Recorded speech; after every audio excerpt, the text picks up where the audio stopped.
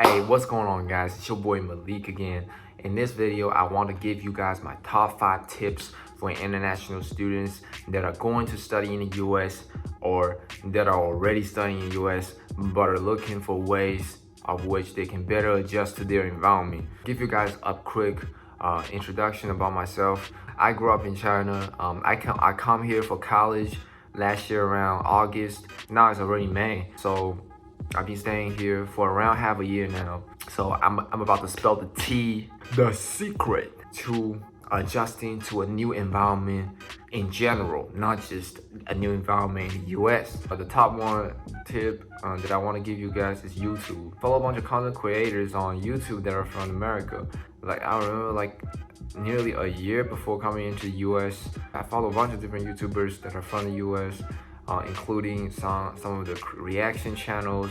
This reaction YouTuber, DJ Ghost, is my favorite. He's from California. Some of the educational channels like Fun Bros, they make a lot of videos about like foods in America, Asian cultures in America. And since I'm a big fan of hip hop, I follow this channel called Blackie Speaks, where this dude was just speaking about news in the hip hop industry. I also followed this channel called Day and Drops, which is a food review channel. He did like tons of food reviews around his city. Through that channel, I was able to learn about the foods that people eat in here. I mean, I would pretty much just watch anything that's on my YouTube. Like I spent like mad hours just watching YouTube videos like a year before I come to the US. I think YouTube videos are significantly helpful for you to not only learn your English but also give you an insight onto what everyday life is like for people in here. It is better than watching the movies because usually for movies, the media put on a heavy filter to it, so they portray a certain group of people in a certain way. You already know what the fuck I'm talking about. So YouTube is definitely my top resource for you to learn about the US culture. Second of all, after you come to the US, I want you to open yourself up socially. The way I grew up in China, I keep a small circle. I don't really go out of my way or reach out to people that much. Usually I just stick with my group. In school, I don't really be making new friends, but ever since I come here, I try to keep an open mind on the social aspect. For example, last year in August, it was my first time ever coming to Austin.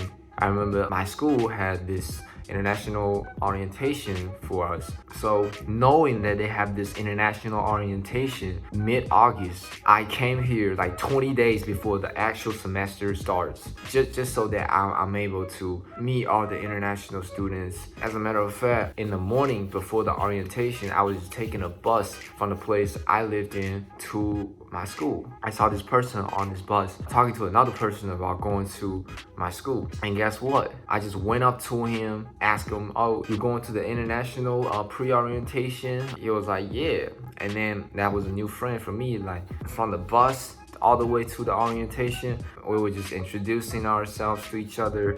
We were just talking. He was the first friend I made here in UT. If I stayed the same as I was in China, I just mind my own business, I would have never made his friends, ever. One mindset that I want you guys all to have is just to have an open mind socially. Talk to everyone around you. Try to get to know everybody. Maybe that's not how everybody is in here, but it is particularly useful if you're an international student that try to have a sense of belonging or that are try to just adjust to this culture more quickly.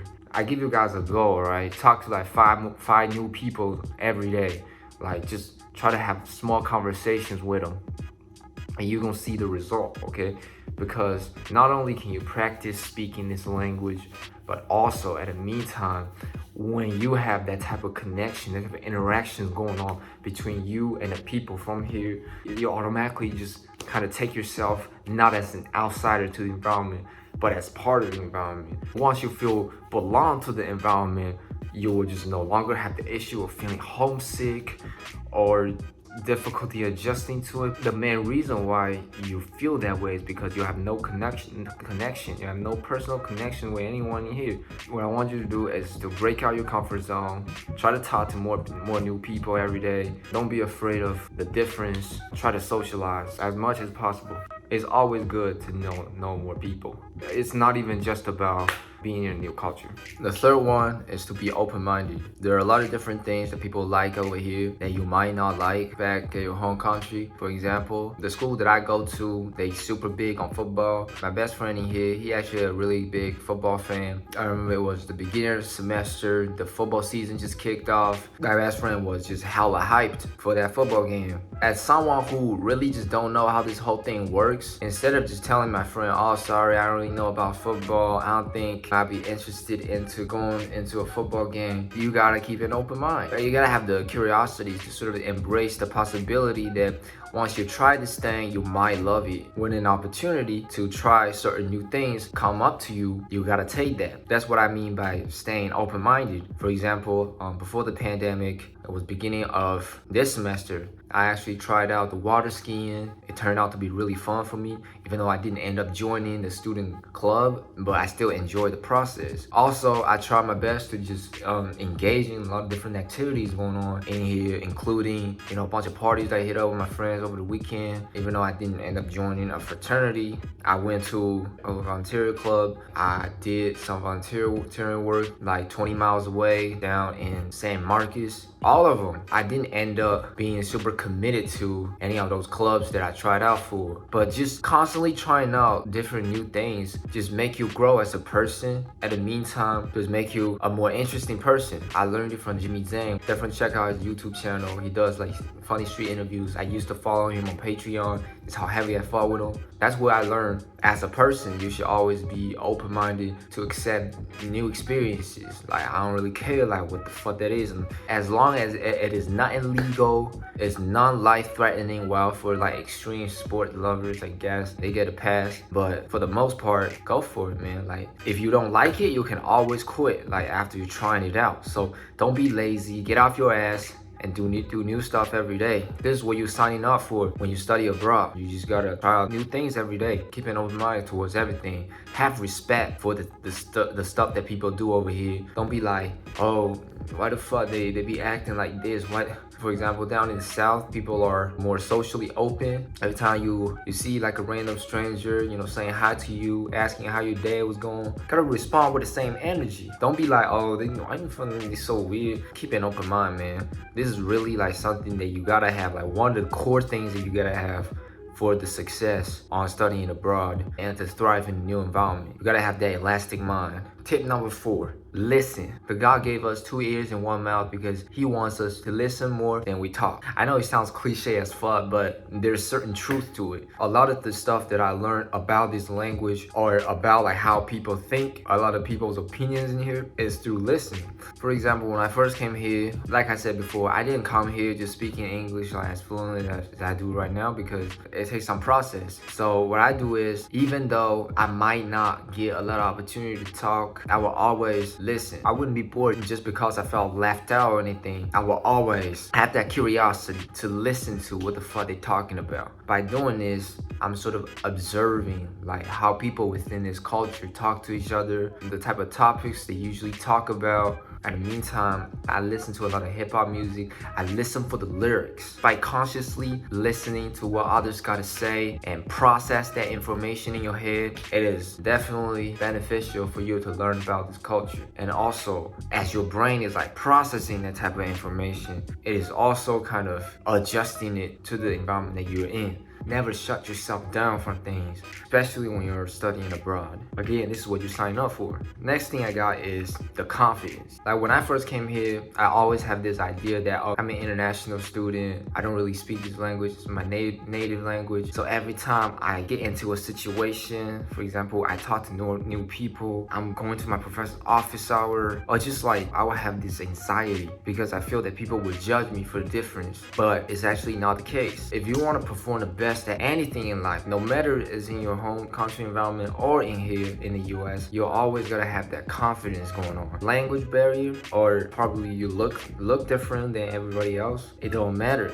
One thing everybody has in common, the fucking brain size. What's inside of this head? You gotta believe that your worst enemy for not being able to adjust to a new environment, for not being able to find that sense of belonging, It's your confidence. What do you want? You want to be making more new friends in here? You want to get that 4.0 GPA for this semester? First thing you gotta have is confidence, man. Confidence is the basis of everything. For example, this one time, I made an appointment in an international student office, talked to my advisor about internship program, and I added 4 international students. My advisor immediately just told me, don't limit yourself just because you're an international student. There is no such thing as internship program for international students. You are literally in the same platform as everyone else. Why would you take that into consideration when it comes to internships? I can't stress this even more. Like, confidence related to a lot of social anxiety that people have, people's self-consciousness, people's depression, even they experience constant people looking down at them, like when they was a kid or some shit. That's what causes like low confidence. But once you have a low self-confidence, you're not going to be motivated to do a lot of things because you don't have the faith in yourself to begin with. How would you have the motivation to do things when at first you just naturally assume that you're gonna fail at the end? Yes, you can.